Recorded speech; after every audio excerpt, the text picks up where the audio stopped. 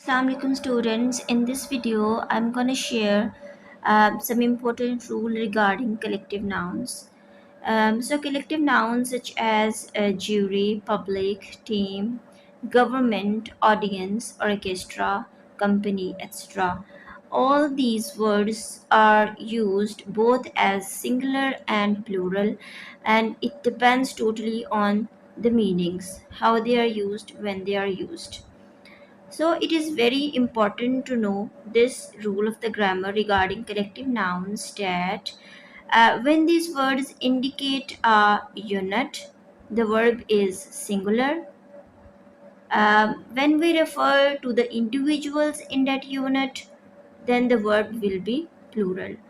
For example, here, the jury was divided in this case.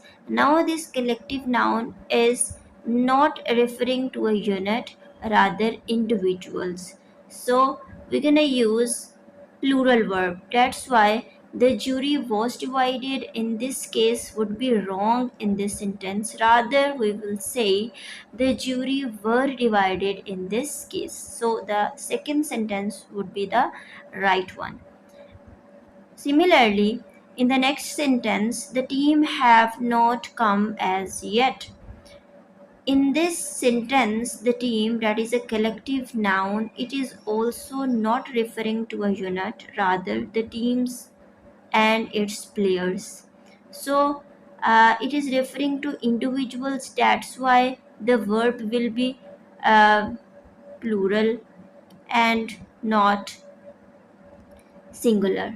So this would be the right sentence, that the team has not come as yet. So through these two examples, it can be said that it is very important to put these words which I just mentioned in the beginning of the video. All these words regarding collective nouns, it is very important to understand this rule, that when they are referring to individuals, then the verb will be plural, but when it is referring to unit, then the verb will be singular.